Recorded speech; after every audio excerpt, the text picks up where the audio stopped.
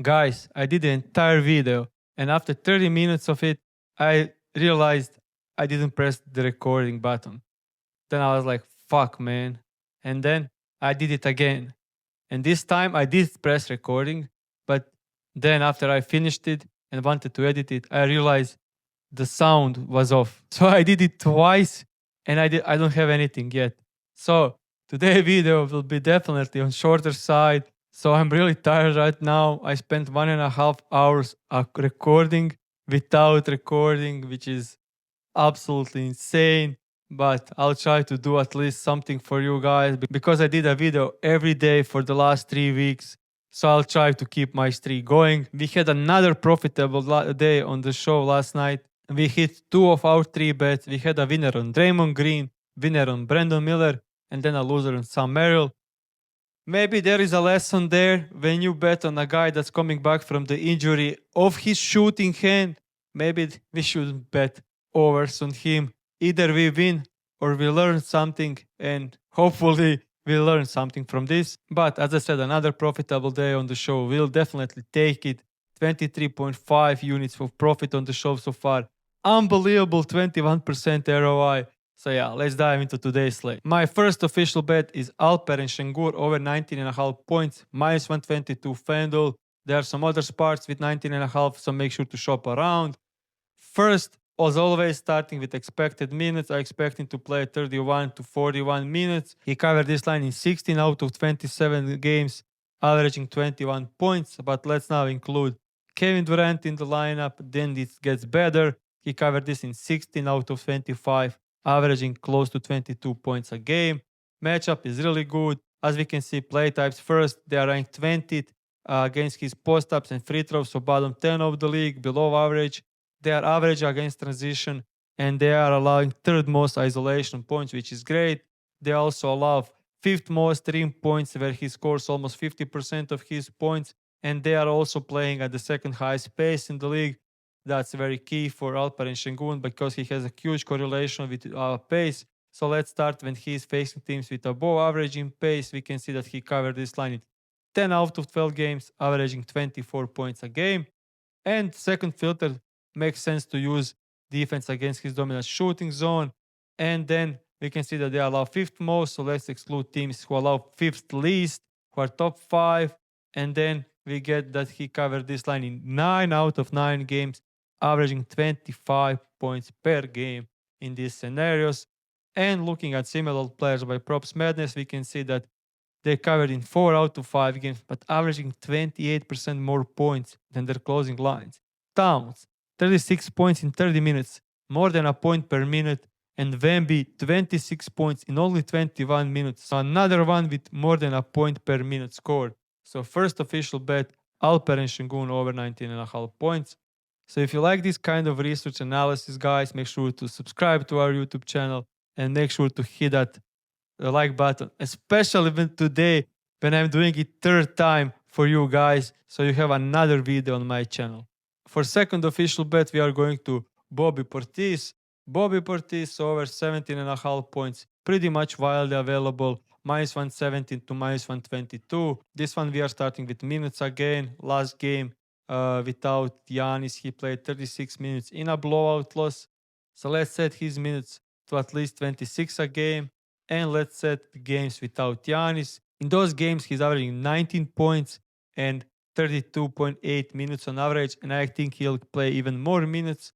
And let's now look at the games without Kevin Porter Jr. as well. 3 game sample size, covered in 2. Last game didn't cover, but he was 1 from 3 from free throw line, so missed 2 free throws, and 0 from 3 from 3-point line. So yeah, he was expected to cover in that one, and that matchup was one of the, I will say, on difficult side, and now he gets one of the best in the league, and I'll dive into that a bit later. But over these 3 games, he averaged 15 field goal attempts in 30 minutes, so kind of field goal attempt every 2 minutes. So if he's getting 36 minutes, he should be up to 18 field goal attempts. So let's look at the last 3 seasons when he gets 15 to 18 field goal attempts. In that case, he's averaging 19.5 points a game, covering this line in 21 of 32 games. But let's now include the matchup. We can see that Wizards are ranked the second worst defense in the league.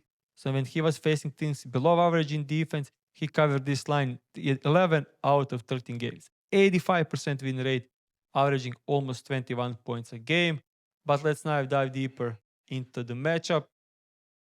We can see that he is having one of the best matchups in the league.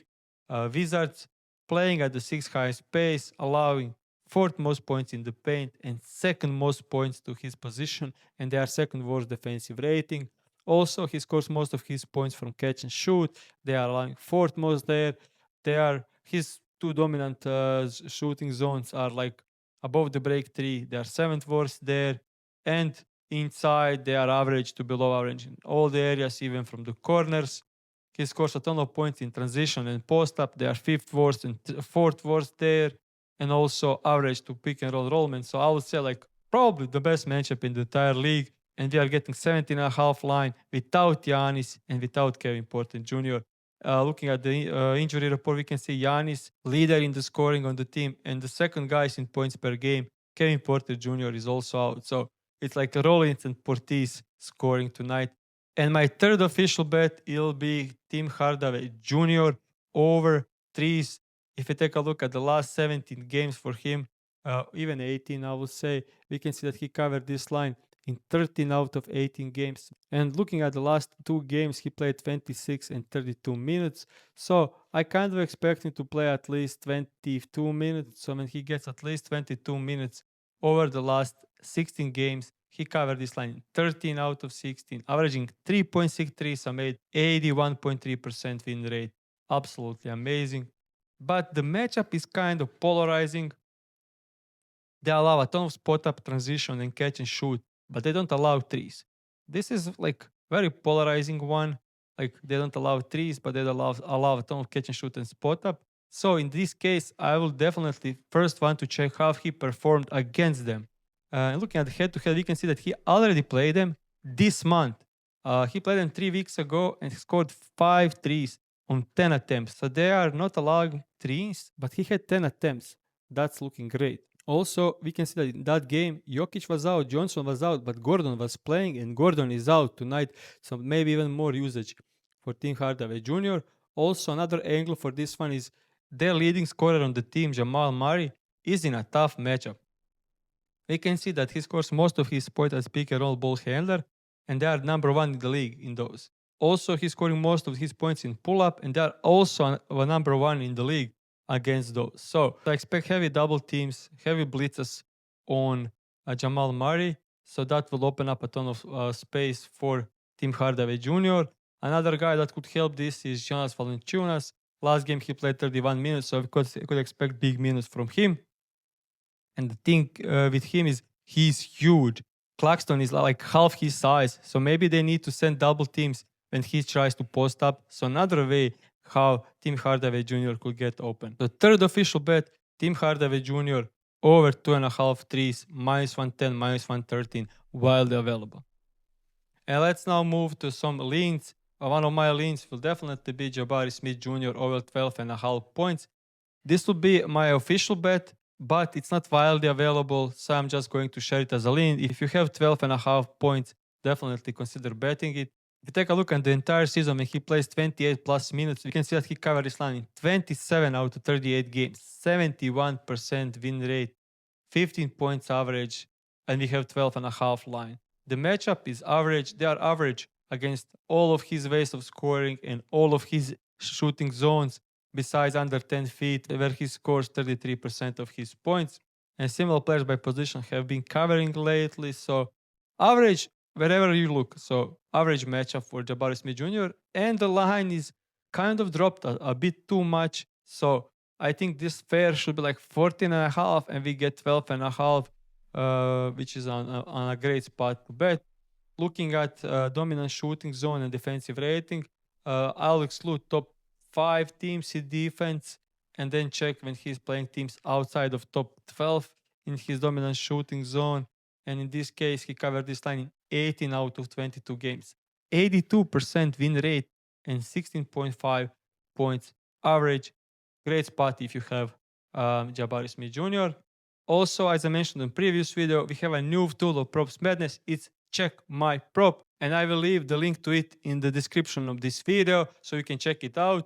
It's basically like a preview of a matchup. I'll just show you an example on my second lean, and that will be Moussa Diabate. And looking at his points, you can see that he covered in 9 out of 15 games, and they are second worst against his dominant play type, which is putback. They are fourth worst against his dominant shooting zone, which is restricted area, and they are allowing third most to his position. Similar pair by position hit in 10 out of 15. So this is a great preview, and this looks very interesting. So let's now go back to the Props Madness and dive deeper into the Diabate. And now looking at the last, as I said, 15 games, we can see that he is covering this. But I will look at the minutes first. As always, starting point for every research is minutes. Last 3 games, he played 32 minutes in close game, then 20 minutes in a huge blowout, and last game 33 minutes. So I'll just check when he's playing between 22 and like 36 minutes. That's a great range. And looking at the entire season, when he's getting those minutes, he covered this line in 14 out of 26. But looking at the matchup, when he's facing teams who are, I would say, outside of top 10 in defense against his position, he actually covered this in 12 out of 15 games. So absolutely amazing matchup, especially when looking at his position. But this is not a bet. This is not my lean. My lean is double for Moussa Diabate. You can separately research like points and rebounds, because I expect him to cover 10 plus points, 10 plus rebounds. They are allowing fourth most points and rebounds to his position, and they allow overall fourth most rebounds and the most points in the paint. So when he's facing teams who are below average in defense against his positions for points and rebounds, he covered this line in 8 out of 10 games, averaging 22 points and rebounds. But let's now go to the double-double, and he's facing teams bottom 10 in defense against his position.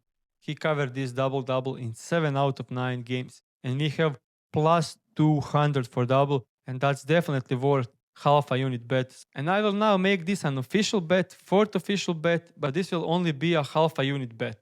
So guys, we came to the end of this video. Let me know in the comments how do you like our bets, and see you tomorrow.